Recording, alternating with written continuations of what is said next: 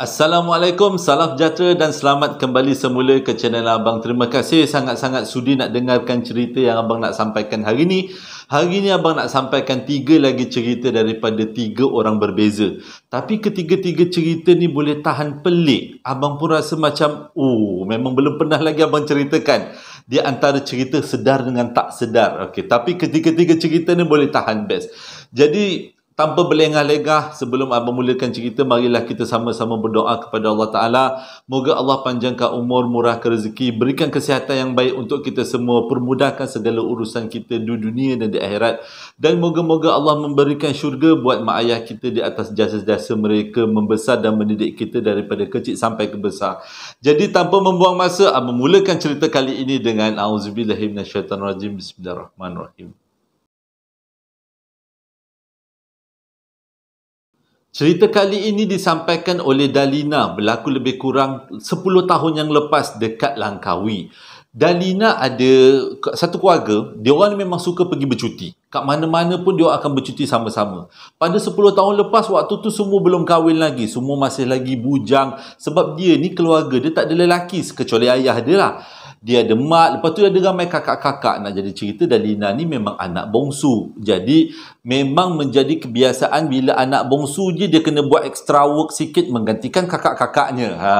Jadi, pada kali ini, dia orang bercuti dekat satu pantai. Senang cerita Pantai Cenang lah dekat Langkawi. Memang sebenarnya selalu sangat dia orang pergi Pantai Cenang kalau dia orang nak bercuti. Sebabnya Pantai Cenang ni cantik, suasana dia bagus, servis hotelnya bagus, dia punya pantai dia bersih. Jadi pada satu hari tu, dia orang pergi bercuti dekat Pantai Cenang. Yang booking bilik ni selalunya mak dia lah yang tolong tukang-tukang booking ni. Memang mak dia memang suka booking.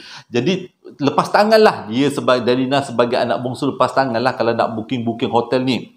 Jadi bila sampai dekat Pantai Cenang tu, rupanya mak ayah dia booking hotel untuk mak ayah dia ni resort berdepan dengan laut Pantai Cenang. Tapi anak-anak perempuan dia ambil hotel yang dekat dengan jalan besar. Dia memang faham, mak dia ni memang faham dengan perangai anak-anak dia. Kenapa anak-anak ni diletakkan dekat jalan besar? Sebab anak-anak dia malam-malam nak keluar, pergi minum adik-beradik dia, balik 2-3 pagi. Tapi mak ayah dia ni lebih kepada ketenangan.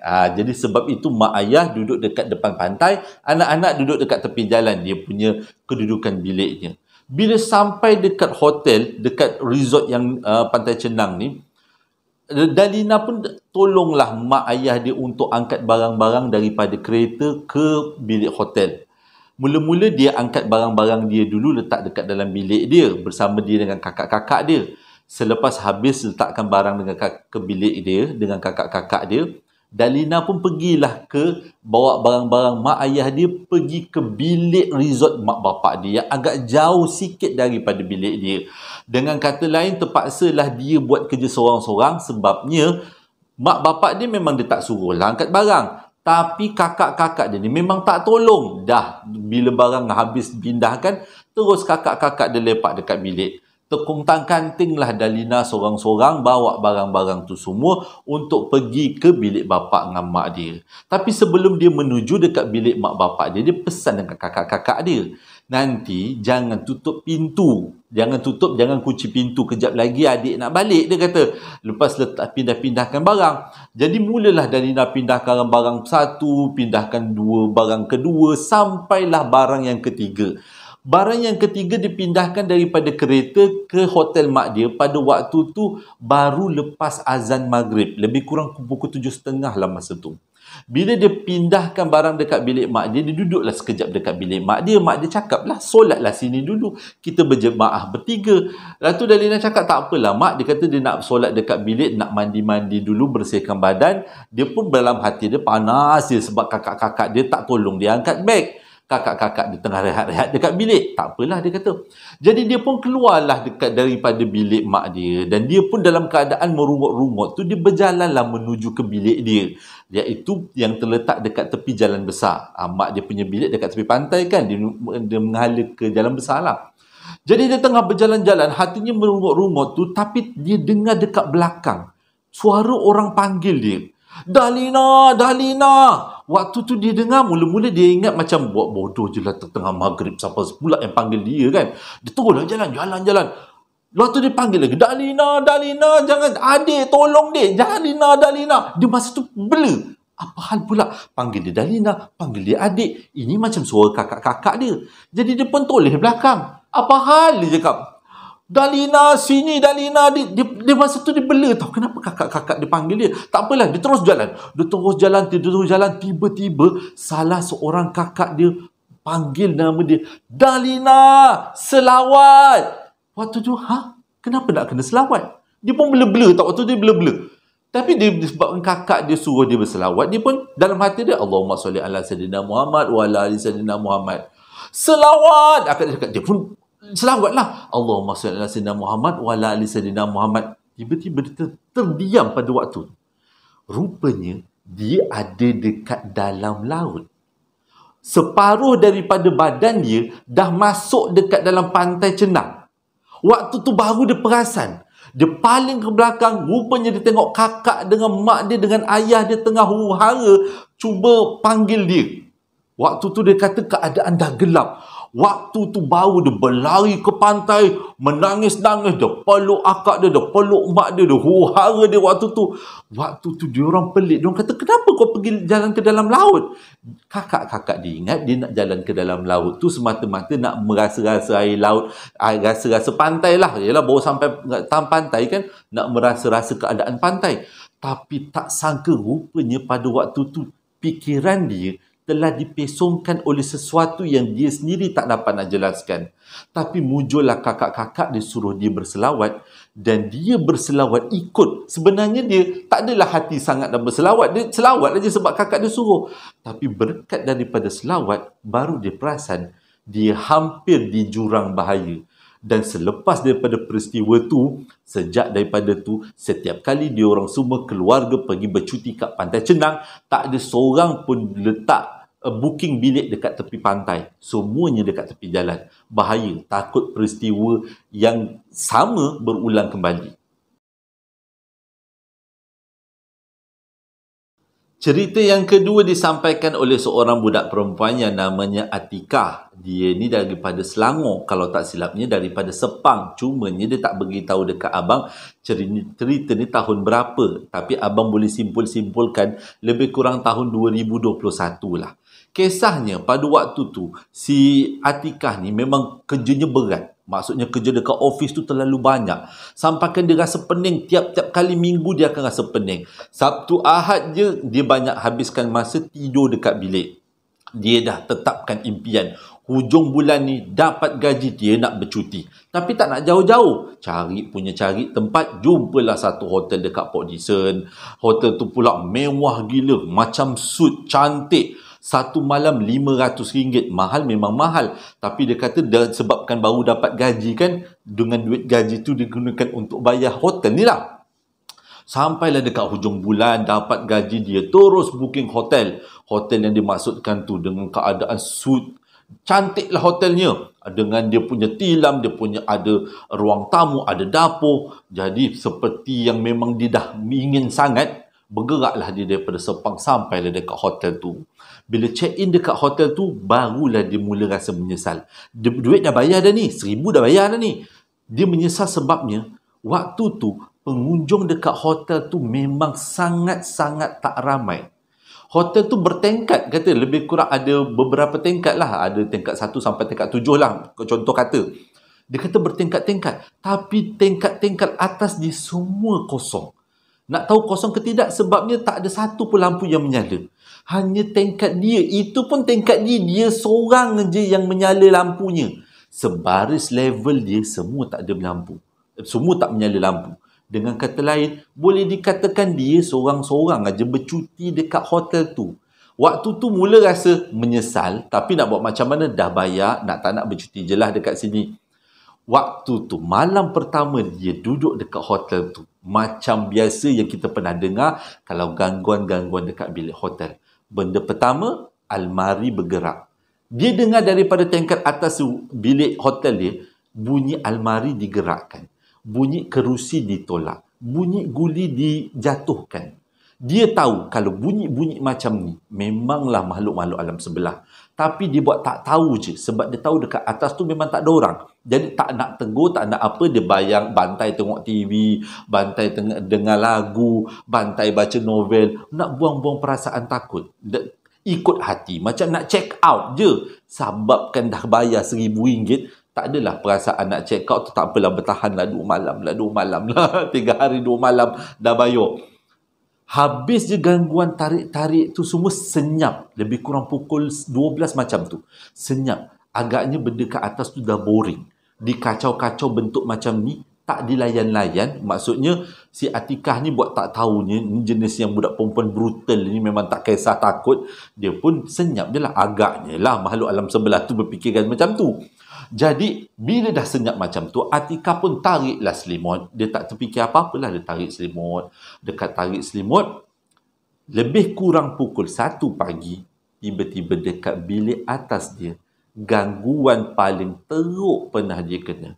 Bunyi seorang perempuan menjerit-jerit macam kena pukul. Macam kena dera. Tujuannya adalah dia nak menarik perhatian Atikah supaya Atikah terjaga dan Atikah keluar daripada bilik hotel. Atikah sedar itu adalah gangguan, tapi dia buat tak tahu. Dia cari handset, pasang Yasin, full volume. Makin kuat dia pasang surah Yasin, makin kuat kakak dekat atas tu menjerit-jerit macam kena pukul.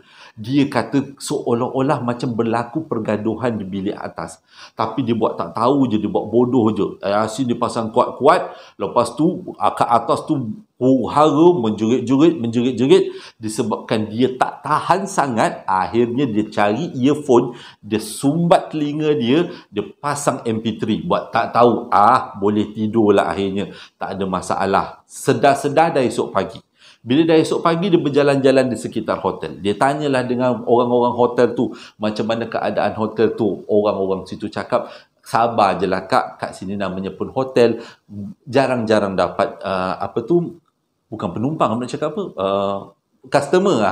Jarang-jarang dapat pengunjung, dapat customer. Jadi memang ada bilik-bilik yang kosong, dan bilik-bilik kosong tu memang adalah yang menunggu. Dan itu pun Atikah maklum sangat lah, memang tak ada risau apa. Cuma dia nak harungi malam yang kedua tu agak stres juga. Dan malam yang kedua, bila dia masuk aja lebih kurang pukul 12 ke pukul 1, bunyi kakak tu menjerit sama macam malam semalam. Dia tak mengalah, pasang Yasin sekali lagi. Tapi kali ni, dia punya gangguan lebih ekstrim. Sambil-sambil dia menjerit, sambil-sambil dia hentakkan, macam dihentakkan kerusi tu, kedegang. Pakai earphone pun masih lagi boleh terdengar. Jadi untuk malam yang kedua, memang Atikah tak boleh tidur. Terjaga dia daripada awal malam sampai ke subuh. Tak boleh tidur dia. Tercerah mata dia. Sebabnya bunyi gangguan tu betul-betul ekstrim. Dia tunggu je sampai nak subuh. Habis je subuh, dia solat subuh, dia packing, dia pun nak keluar daripada bilik hotel. Sambil-sambil nak terus pergi sarapan lah. Bila nak keluar daripada bilik hotel, gangguan yang terakhir dia kena adalah bunyi seperti almari jatuh dekat tingkat atas. Kuat gila, sampaikan bumbung hotel dia boleh dikatakan agak bergegar disebabkan hentakan yang terlalu kuat. Dia tahu tu gangguan je, tapi dia kata sumpah lepas tu memang tak pergilah nama hotel tu. Dia beritahu kat abang nama hotel, tapi abang tak boleh nak beritahu, tak baik itu. Takut-takut nanti bagi fitnah pada, ialah tak sedap lah kan. Jadi dia kata sejak daripada tu, kalau saudara mara dia, kawan-kawan dia minta tanya nak menginap dekat Port Dickson, dia dah bagi tahu awal-awal jangan pergi hotel ni. Hotel ni horror. Jadi dia kata walaupun 2 malam dia kena ganggu, dia tak mengalah. Dia ingat dia apa? Ni ingat perempuan jadi takut ni, brutalnya perempuan lah. Tapi 2 malam cukup mencabar. Terutama malam yang kedua, sebab gangguannya bukan dalam bentuk suara, tapi dalam bentuk bunyi yang sangat menakutkan dan sangat kuat, ganggu dia tidur. Cerita yang ketiga ni disampaikan oleh seorang budak perempuan, tapi bukan nama dia, dia minta gunakan nama samaran, iaitu abang gunakan nama Niza. Berlaku pada tahun 2005 sehingga tahun 2017 baru gangguan tu hilang. Sepanjang 12 tahun dia merana disebabkan benda ni. Buncanya, pada tahun 2005, dia ni bersekolah dekat satu sekolah agama dekat Kedah. Dan dia sekolah asrama perempuan. Maksudnya sekolah tu ada lelaki, ada perempuan. Cumanya dia seronok dekat sekolah tu sebab sekolah tu ada sekolah agama. Dia memang pilih nak masuk sekolah tu sejak daripada tingkatan 1. Daripada kecil dia memang suka nak masuk sekolah tu sebab sekolah asrama penuh, ramai budak pandai. Lepas tu dia ajar agamanya bagus-bagus. Lepas tu dia memang minat. Niza daripada kecil memang minat untuk menghafal-hafal ayat Al-Quran. Dan bila dia pilih sekolah tu memang sangat kena dengan jiwa dia sebab memang kegemaran dia di waktu lapang adalah menghafal ayat-ayat Quran. Benda ni ada kaitan tau dengan cerita nanti. Jadi dia kata, pada umur dia 13 tahun, benda ni bermula. Waktu tu, dia tengah tidur. Dalam mimpi dia, dia didatangi dengan banyak ular. Ular macam-macam saiz, macam-macam bentuk dan warna. Di antara banyak-banyak ular tu, waktu tu dia dalam mimpi dia ada kat sekolah tau. Dia berdiri dekat tengah-tengah padang sekolah, dikelilingi dengan banyak ular. Di antara ular-ular tu ada seekor ular yang warnanya macam keemasan. Ular tu tiba-tiba bangun, maksudnya dia naikkan kepala dia dan ular tu terbang terus ke dahi Niza. Dalam mimpi tu, ular tu tembus masuk ke dahi Niza.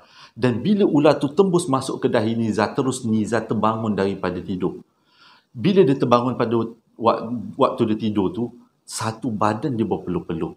Dia rasa seperti benda ni betul-betul berlaku, bukannya mimpi. Tapi dia fikir, mana ada. Waktu tu dia ada dekat dalam bilik, takkan ada ular kan? Dan dia punya asrama pula berada dekat tingkat 1. Jadi dia ingat ini adalah mainan tidur. Tapi dalam senyum-senyum dia ada terfikir juga, orang kata kalau mimpi-mimpi ular ni ada orang suka kat dia. Tapi Niza tak tahu sebenarnya mimpi ular yang dia alami pada waktu tu bukanlah disebabkan oleh orang suka kat dia, tapi disebabkan oleh sesuatu benda lain yang suka kat dia. Jadi sejak daripada dia mimpi dimasuki ular dekat kepala dia tu, dia mengalami beberapa peristiwa yang pelik. Senang nampak kelibat-kelibat yang dia pun tak faham. Kadang-kadang dia nampak budak melintas. Dia ingat budak betul-betul. Tiba-tiba budak tu hilang masuk dekat dalam dinding. Kadang-kadang dia nampak ada kawan dia. Dia ingat kawan dia. Bila dia tegur hai, rupa-rupanya kawan dia hilang. Kawan sebenar tu ada kat belakang dia. Jadi dia rasa sejak daripada kepala dia ditembusi ular, dia senang nampak makhluk-makhluk alam sebelah yang dia susah nak jelaskan. Keadaan bertambah teruk bila satu hari dia pergi ke bilik air. Waktu tu dia nak mandi. Dalam bilik air lebih kurang ada 3-4 orang lah masa tu. Dia masuk dekat bilik air, dia tujuannya dia sebelum mandi dia nak buang air kecil, nak buang air lah dulu. Dia masuk dekat dalam tandas. Bila dia buka tandas, dia nampak dekat dalam tandas tu ada seekor beruk, matanya warna merah besar gila, setinggi tandas tu. Dan bulu dia kusut masai. Waktu tu dia punyalah terkejut sampai dia tergelincir dan dia terjatuh ke lantai bilik air, menyebabkan pinggang dia terseliuh dan lebam. Peristiwa ni ramai kawan-kawan dia tengok, saksikan, dan kawan-kawan dia tolong dia bangun. Kawan-kawan dia tanya, kenapa kau jatuh tiba-tiba ni? Selipar licin ke apa? Dia cakap tak, dia nampak beruk. Tapi bila kawan-kawan dia tengok dekat dalam tandas tu, yang dikatakan beruk ada dalam tu, tak ada pun beruk tu. Dan sejak daripada tu dia rasa macam pinggang dia sakit dan dia selalu mimpi yang bukan-bukan dan bayangan beruk tu selalu muncul dekat dalam mimpi dia. Terutama kalau dia dalam keadaan berhadas besar. Keadaan dia semakin teruk sampaikan dia minta mak bapak dia jemput dia dekat rumah dan minta dia berubat. Bila dia sampai dekat rumah, dia ceritakan perkara tu pada mak ayah dia dan dia tunjukkan bukti yang pinggang dia dah lebam. Mula-mula mak ayah dia fikir dia ni bagi alasan untuk tak nak duduk asrama agaknya. Tapi mak ayah dia anggap benda ni macam satu benda yang main-main lah pada awalnya dan buat-buat tak tahu je. Tapi mujur juga mak ayah dia ni ambil cerita dia ni, bawa dia ni pergi berjumpa dengan seorang ustaz. Dan bila dia berjumpa dengan seorang ustaz tu beritahu sebenarnya anak dia ni memang ada benda yang mengganggu. Jadi Niza fikir, alhamdulillah lah ada orang yang percaya juga apa yang dia cakap. Tapinya pada waktu tu dia dah tergesa-gesa nak balik semula ke asrama. Lebih kurang petang Ahad lah macam tu. Petang Ahad nak kena balik ke asrama. Jadi proses nak mengubat tu tak sempat nak dilakukan. Jadi ustaz tu cakap jangan risau, dia boleh mengubat daripada jauh. Cumanya kena ada beberapa perkara yang dia perlu lakukan. Yang pertama iaitu minta pihak sekolah bacakan Yasin pada malam dia nak mengubat. Dan yang kedua, biarkan Niza duduk dekat atas katil dia dan kawan-kawan perempuan dia perlulah teman dia. Okey. Pada waktu tu Niza kata, okey, dia pun tak ada masalah. Dia tak rasa apa, cuma dia rasa pinggang dia sakit je lah, tu je lah. Tapi lepas makan ubat dah kurang lah sikit sakitnya. Malam petang tu, petang hari Selasa tu, mak dia pun bincang lah dengan pihak sekolah. Pihak sekolah pun sudilah nak bagi bantuan. Jadi lebih lepas semayang isyak, beberapa pelajar lelaki dan pelajar perempuan dikumpulkan dekat surau untuk bacaan Yasin beramai-ramai. Niza pula dia kata dia duduk dekat katil dia macam biasa, cuma dia rasa malam tu ngantuk sangat. Dia rasa macam terlalu ngantuk sampai dia tak boleh tahan mata dia. Dia cakap dengan kakak-kakak seniornya yang teman-teman dia pada waktu tu. Dia waktu tu form 1 kan. Dia kata kakak-kakak tingkatan 5, tingkatan 4, kak saya nak tidur dulu kak. Akak nak jaga saya, akak jagalah. Pastikan saya tak terkejut bangunan, cukup lah dia kata. Jadi saya nak tidur dulu. Akak-akak tu cakap tak apa, Niza tidurlah, kakak-kakak jaga. Waktu Niza tidur tu, dia memang tidur setidur-tidurnya. Dia tak sedar pun apa pun yang berlaku. Sampailah besok pagi, barulah bila dia sedar, kakak-kakak tu cerita apa yang berlaku sepanjang malam tu. Bila Niza tidur je, ustaz yang daripada jauh tu buat proses mengubat Niza ni daripada jauh lah. Mula je dia orang baca bacaan Yasin beramai-ramai kat sekolah, tiba-tiba seluruh sekolah blackout. Waktu tu dengan asrama blackout, kakak-kakak yang jaga Niza pada waktu tu menjerit-jerit ketakutan sebab sewaktu tu diorang nampak beruk tu muncul di sekeliling, berlari-lari di sekeliling asrama perempuan. Semua kakak-kakak sini yang jaga Niza pada waktu tu semua berpelukan satu sama lain.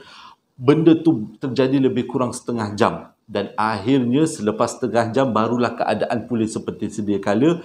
Blackout pun dah tak jadi blackout. Orang baca Yasin pun settle. Dan Niza pun masih lagi tidur. Kakak-kakak tu jadi berpeluh-peluh malam tu disebabkan peristiwa tu. Dan bila blackout, keadaan terang semula, beruk tu dah tak ada lagi kacau-kacau diorang. Tapi semua orang tahu yang Niza ni memang ada sesuatu benda yang tak kena. Bila Niza dengar cerita daripada kakak-kakak sini dia tak rasa apa. Dia rasa macam dia tidur malam tadi, okey je, tak ada masalah. Jadi bila petang tu, mak dia datang ke asrama, mak dia bagi daun bidara dan juga kalau tak silap abang, garam kot. Minta kakak-kakak sini mandikan Niza dengan air daun bidara. Jadi kakak-kakak tu mandikanlah Niza. Niza kata selepas dia mandi air daun bidara tu, tiba-tiba dia rasa segar lain macam.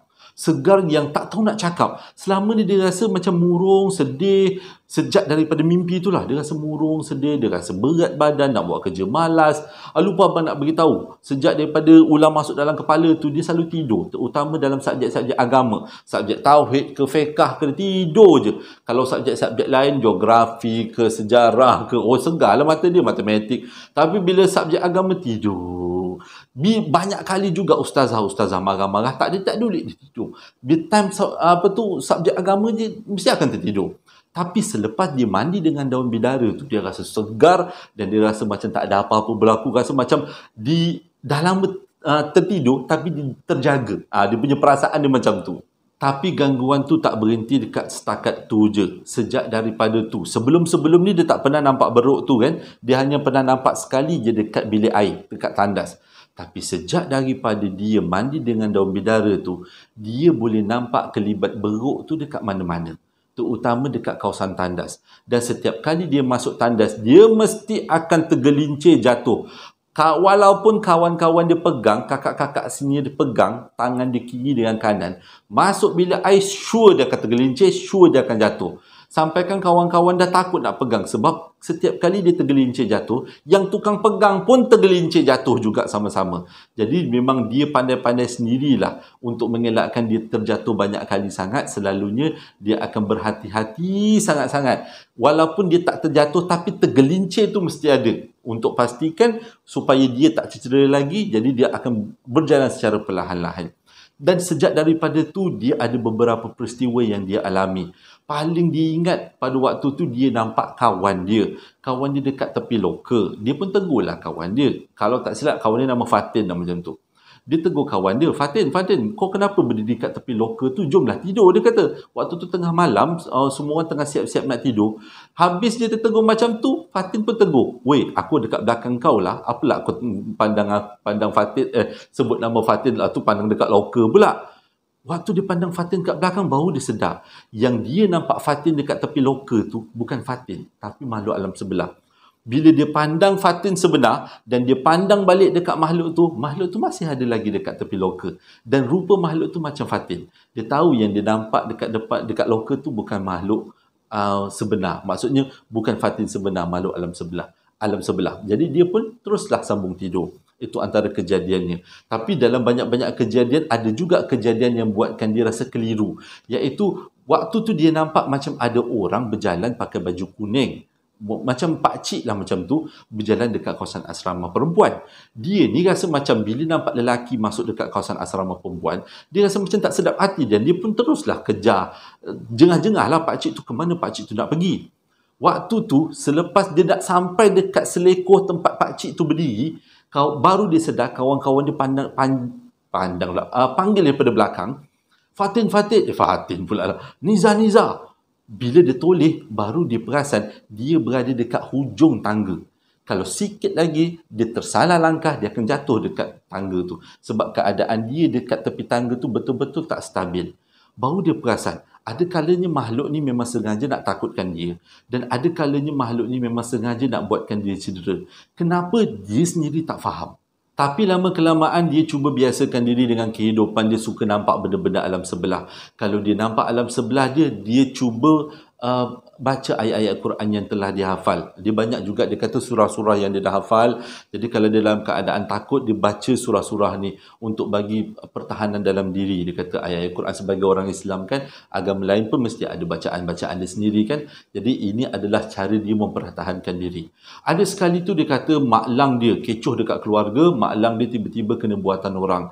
Bila berubat, rupanya mak lang dia, yang buat mak lang dia adalah bekas tunang mak lang dia. Bekas pakwa mak lang dia.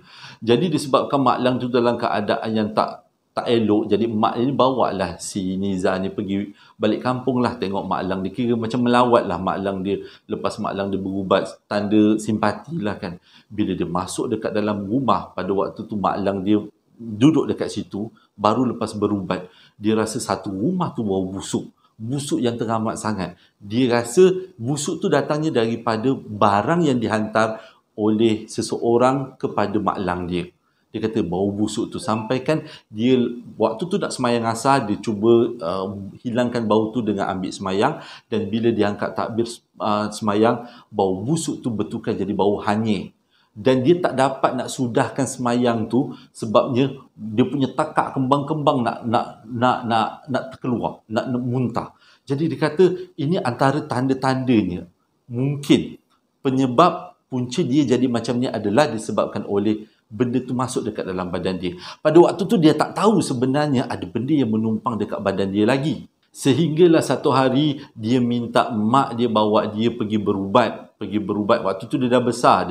Kalau tak silap abang, dia dah belajar dekat universiti. Satu universiti dekat Selangor. Dia minta mak ayah dia bawa pergi berubat. Sebab dia kata waktu dia masuk universiti, tadi cerita kat sekolah kan. Waktu dekat universiti ni banyak juga peristiwa-peristiwa pelik yang dia alami. Antara peristiwa, sebelum cerita berubat tadi, abang nak cerita yang dekat asrama, dekat universiti pula. Dia kata pada waktu banyak-banyak peristiwa dekat universiti tu, dia memang selalu nampak beruk tu. Dia dah tak heran lah dengan beruk tu. Tapi yang menyebabkan peristiwa yang menyebabkan dia nak pergi berubat adalah pada satu hari tu cuti semester. Dia pula budak Kedah. Dia tak dapat nak balik kampung sebab cuti semester tu pendek sangat. Dan dia pun ada assignment yang dia kena buat. Jadi dekat dalam satu bilik tu ada 4 orang.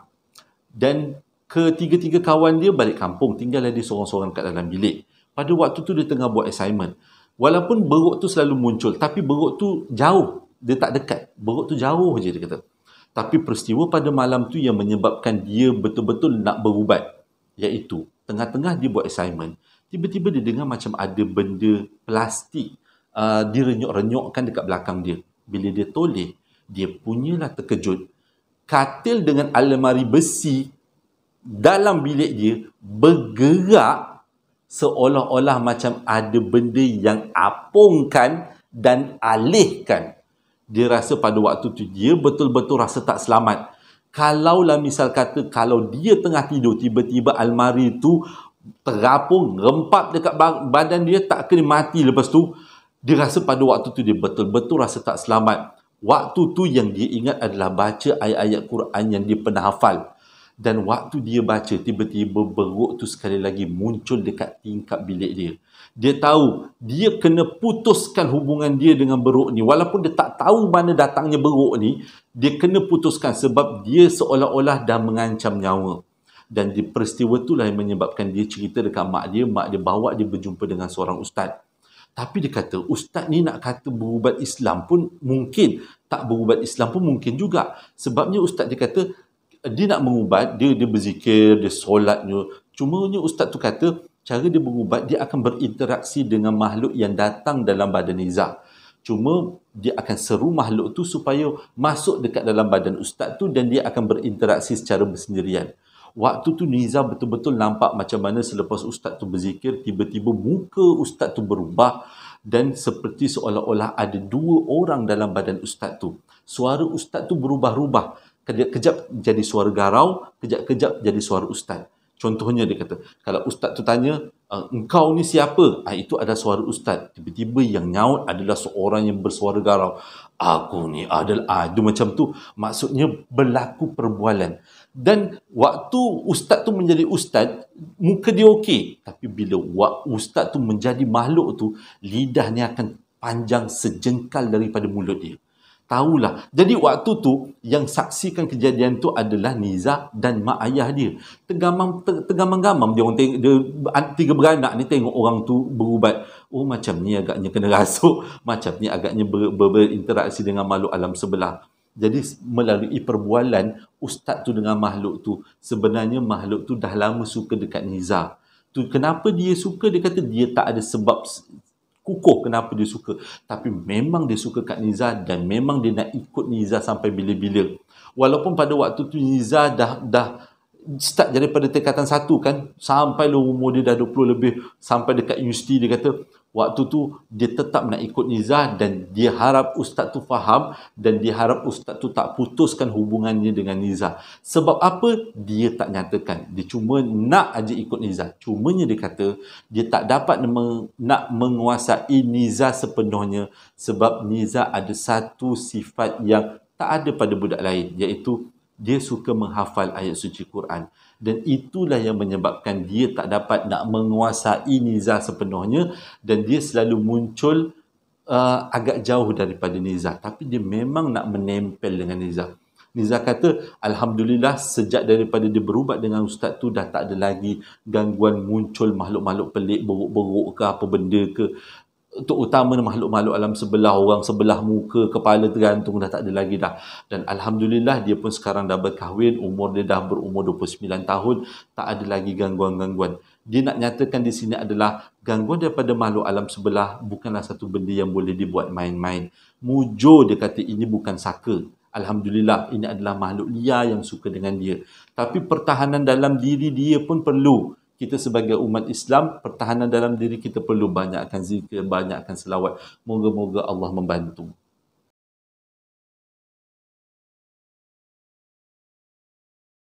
Terima kasih sangat-sangat sudi dengarkan cerita yang abang sampaikan hari ini. Moga-moga menjadi iktibar dan pengajaran kita semua. Terima kasih juga yang membeli sambal lara dan juga perapan sate. Terima kasih sangat-sangat atas sokongannya dan juga doa-doa daripada semua menyebabkan abang kembali bersemangat untuk bercerita setelah melalui beberapa peristiwa yang sangat menyedihkan. Hingga berjumpa lagi dalam 2 hari akan datang. Assalamualaikum warahmatullahi wabarakatuh.